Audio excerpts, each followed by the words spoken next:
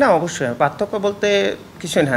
আমি মনে করি যে ওইটাও আমরা খুব ভালো একটা, যদিও ওটা সেকেন্ড ইনিংস ছিল, তারা অলমোস্ট 5.5 কি 600 রানের একটা স্কোর পোস্ট করেছিল, তো তারপরে গিয়ে ব্যাটিং করা ওটা একটু ডিফিকাল্ট কন্ডিশন ছিল টু বি অনেস্ট। আর এদিক থেকে বলবো যে আমরা এটা খুবই লাকি যে এত ভালো উইকেটে আমরা টসে জিতেছি এবং ভালো ব্যাটিং করার সুযোগ পেয়েছি, কন্ডিশনটা সবচেয়ে বেস্ট এখন। তো সেই থেকে বলবো যে অবশ্যই, বাট তারপরও আপনাকে প্রতিটা বল ওইভাবে করেই মনোযোগ দিয়ে খেলতে হয় এবং যত্ন নিয়ে খেলতে হয়, নাহলে আসলে test cricket is very difficult. আর অন্য দিক থেকে যদি বলি যে অবশ্যই এটা ভালো লাগার বিষয় যে যেখান থেকে আমি শেষ করেছি অ্যাটলিস্ট সেইভাবে এক্সপেকটেশন মানুষের যদি থাকে ওই জায়গা থেকে আমি শুরু করতে পেরেছি, তো ইনশাল্লাহ চেষ্টা থাকবে নিজেরটা যত বড় করতে পারি। আর অবশ্যই চেষ্টা থাকবে শান্ত, যেহেতু এখনও একটা 200 নেই, তো ডেফিনেটলি হোয়াইট ডন 200, আমার মনে হয় 200-250 যতটুকু ও করতে পারে এটা আমাদের জন্য প্লাস পয়েন্ট হবে। ইতিবাচক স্টার্ট হলো এই টেস্টে, আসলে আমরা কি ইতিবাচক ফলাফলের দিকে প্রত্যাশা করতে পারি?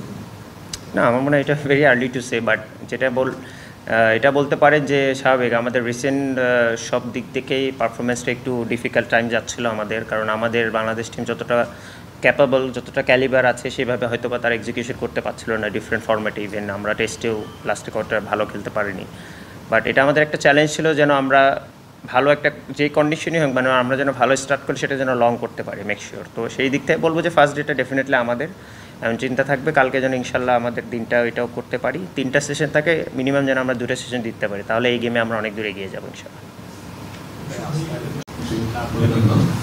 ফার্স্ট অফ অল যে গল যেহেতু আপনার একটা প্রিয় জায়গা এবং ভালো ভালো ইনিংস আপনি খেলেছেন, তো আরেকটা 200 কি আপনি, যদিও আসলে টিমের ইয়েটাই আগে দেখবেন, বাট আরেকটা 200 এর দিকে কি আপনি তাকিয়ে আছেন কিনা? অ্যাট দ্য সেম টাইম 638 আমাদের সেই টেস্টে, যেটা আমাদের এখন হাইস্ট স্কোর, এটা নিয়ে কিছু ভাবেন কিনা? মানে এগুলি বড় ম্যাচের বড় একটা ইয়েতে ছোট ছোট অংশ যদিও, বাট এগুলি চিন্তায় থাকি কিনা? আরেকটা কোশ্চেন হচ্ছে, আপনি যেটা বললেন যে একটা প্রসেস মেনটেন করলে রেজাল্টটা পাওয়া যায় এবং সাময়িক একটা খারাপ সময় যেতে পারে, আপনি পেলেন রেজাল্ট, আপনি তো পেয়েছেন, তো আমরা কি এটাকে একটা নতুন স্টার্ট বলতে পারি না? না গল দেখেন, আপনি যদি খেয়াল করে দেখেন 200 তো আসলে এটা আট পাওয়া অনেক, এরকম করে কোনো ম্যাচে আমি মনে করি কোনো ব্যাটসম্যানই চিন্তা করে না যে এই ম্যাচে আমি 100 করবো বা 200। প্রথমেই থাকে যে মেকশিওর যখনই অপরচুনিটি থাকবে উইকেটে গিয়ে যেন বড় পার্টনারশিপ করতে পারে টিমের জন্য, সেটা প্রথমে 20 রান, তারপর 50, তারপর 100, 150, 200 এইভাবে।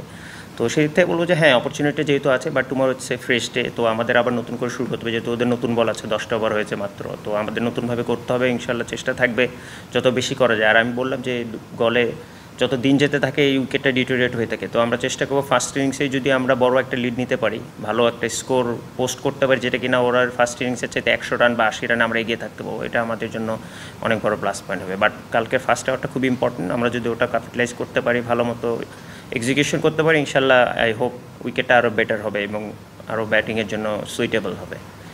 আর শুরুর তো আসলে কোনো শেষ নাই, যেটা আমি বললাম যে সবসময় চেষ্টা করি সবসময় যেন সামনে যে অপরচুনিটি আছে সেটা 2 হাতে গ্র্যাব করার। আর আমার একটা জিনিস সবসময় আমি বিলিভ করি যে ভালোর কোনো শেষ নেই, আপনি যদি 100 কেন, আপনি যদি 150, 200 এবং 250 এবং 300 করেন, ইভেন যদি 350 করে নট আউট থাকেন, হোয়াই নট? তো আমি মনে করি ভালোর কোনো শেষ নেই, বাট ওটার উপরে কষ্ট করে যেতে হয় এবং প্রসেসটা মেনটেন করতে হয়। তো এবং শুধু আমি না, মনে করি আমাদের টিমের সবাই সেটা ফলো করার চেষ্টা করে।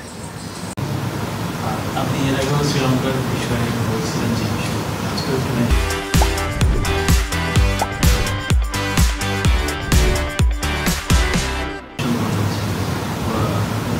সেট আপটা চ্যালেঞ্জটা বেশি রিলেটিভলি মনে হয় যেন তো খুবই ইজি, বাট ইনার আমার ফিলিংয়ের কারণে বাউন্ডারি অপশন দেওয়ার একটু আছে, সেখানে সিঙ্গেলটা বেশি পাঁচটা বাউন্ডারি এই জিনিসটা কতটা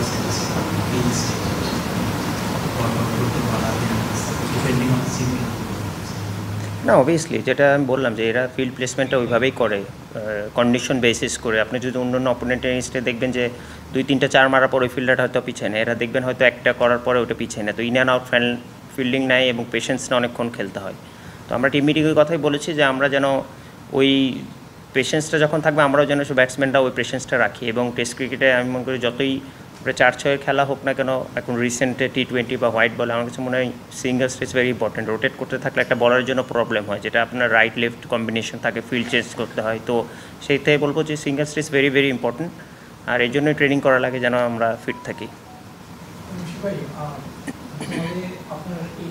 4 নম্বর ইনিংস চলছে, এর মধ্যে একটা ডাবল সেঞ্চুরি, একটা সেঞ্চুরি, একটা 50, এটা হয়তো এই ইনিংস এখন শেষ হবে, ওর কি কিছু স্পেশাল? না, স্পেশাল কিছু না। এখন almost end of my career, তো every innings is very special for me. তো আমি চেষ্টা করি ম্যাক্সিমাইজ করার, নিজেকে 100% ট্রাই করে প্রিপারেশন নেওয়ার, এবং আমার সামনে যে অপরচুনিটি আসে ওটা গ্র্যাব করার চেষ্টা করি। তো অনেক সময় হয়, অনেক সময় হয় না। বাট যেটা আমি বললাম যে গোল স্পেশাল বলতে স্বাভাবিক, একটা বিং এ প্লেয়ার, এখানে আপনি যখন বাংলাদেশের হয়ে প্রথম ডাবল সেঞ্চুরি করবেন, এটা অলওয়েজ স্পেশাল। কারণ আমাদের একটা জেনারেশনকে তো অবশ্যই স্টেপ বাই স্টেপ উপরে নিয়ে যেতে হবে, এবং তারা ওঠার পরে নিশ্চয়ই আমি মনে করি বিলিভ করতে পেরেছে যে হ্যাঁ এরপরও টেস্টে 200 করা যায়। তো ডেফিনেটলি এখন 250 অনেকে কেউ করবে বা 300 করবে, সো দ্যাট আমরা যেন এইভাবে স্টেপ বাই স্টেপ উপরে উঠতে পারি। তো বিং এ সিনিয়র প্লেয়ার, এটা সামনে থেকে নেতৃত্ব দেওয়াটা খুব ইম্পর্টেন্ট। কংগ্রেচুলেশন ফিল্মের সেঞ্চুরির জন্য। শান্তর ইনিংসটা নিয়ে কি আপনার মূল্যায়নটা করতেন? আর শান্ত সেঞ্চুরির পরে হচ্ছে আপনার সেঞ্চুরি উদযাপনটা, এটাকে দলের ড্রেসিং রুমের একটা একজন আরেকজনের খুশি হওয়া, এই পার্টটা দেখা যায় ড্রেসিং রুমে করতে আসে। না, শান্ত তো মার্শাল্লাহ অনেক দিন ধরে ভালো খেলছে, এবং টেস্টেও ওর রেকর্ড ভালো, অ্যাজ এ ক্যাপ্টেন হিসেবে ওর রেকর্ড ভালো, এবং অ্যাজ এ ব্যাটসম্যান হিসেবেও ভালো। তো আমার মনে হয় এটা ইটস নাথিং স্পেশাল। বাট আমার কাছে সবচেয়ে ভালো লেগেছে, যেটা আমি এর আগেও বললাম, যে ওর এত কন্ট্রোল ইনিংস, মানে সোফার আমার কাছে মনে হয় এর আগে ও শ্রীলঙ্কাতে ক্যান্ডিতে 100 করেছে, বাট তারপরে এই 100টা আমি বলবো যে right up there, because the way, মানে কন্ট্রোল করে যে ইনিংসটা খেলা, সো এটা খুবই ইম্পর্টেন্ট, কোনো চান্সেস খেলা। তো আমার কাছে মনে হয় এটা খুবই ইম্পর্টেন্ট আমাদের নেক্সট যারা খেলবে ইনশাল্লাহ টেস্ট, বা নেক্সটে যারা ব্যাটসম্যান আছে তাদের জন্য। এবং সেখান থেকে বলবো যে সেলিব্রেশন এটা স্বাভাবিক, একটা আপনার মানুষের কেউ একটা বড় অ্যাচিভমেন্ট করলে এটা তো সেলিব্রেট করতে হবে, এবং সেটা ডেফিনেটলি আমার উপরে আরও রেসপন্সিবিলিটি বেশি being a senior player. Having scored so many runs here over the years, is there something technically, on the technical side, that you do differently to prepare to bat in Sri Lanka? To be honest, after Bangladesh, I love playing in Sri Lanka, because here it doesn't matter the red ball or white ball, there is always a sporting wicket most of the time. So as a bowler, as a quick bowler or a spinner or as a batsman, if you capitalize your strength, I think you have the most of the time you will score consistent runs. So that's what I exactly told few of the young players that they come across to playing their first test in Galle. So just I need to play with the wind as well, and also when the ball is turning a little bit with the newish ball, and also the ball gets older, I need to adjust little things. So it's really special to play against Sri Lanka in Galle especially. That's why I really love to bat here. You came here, scored a double after, and 12 years later, now this time it's an unbeaten run. A lot of batsmen struggle when they come to ball, but you seem to be loving the conditions. No, to be honest, I played, this was, if I'm not wrong, my third test in Galle. So every time I got a pretty good wicket to bat on, to be honest. And when I saw in Galle to play Sri Lanka playing in other teams, they made a rank turner. So there is a lot of purchase for the spinners. So that's a different ball game. But against us, I always felt there is a very good wicket, especially first 1 or 2 days. So we need to, as a batsman, we knew that we have a 7 batsmen. So hopefully someone, if they get set, we need to capitalize that. So we always talk about that. And if I am not wrong, 2013, I think myself and Ashraful Bhai batted after like whole day. So that was my plan. I keep telling Shanto that we need to bat whole day. It doesn't matter how what's the score. We need to bat long. You and your captain were extremely well in the middle of 100. I mean, how do you look at the wicket in the morning? You that you lost 3 wickets. After that, you all played the batting was looked very easy. How do you sort of describe the day innings? Especially in Galle, day one, it's a very nice wicket to bat on. And after winning the toss, we knew as the ball gets a little older, it will be nice to bat on. So we just need a good start. That couldn't happen, but that's duty comes for the middle order as well. If there is a new ball, so 1 or 2 early wickets the opposition can take, but middle order has to take the responsibility. And I thought Shanto batted extremely well.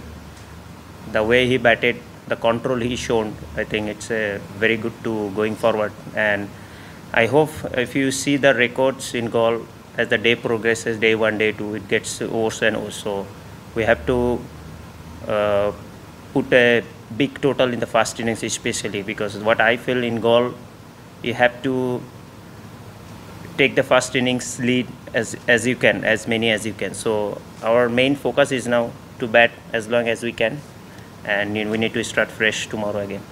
How satisfying was it for you?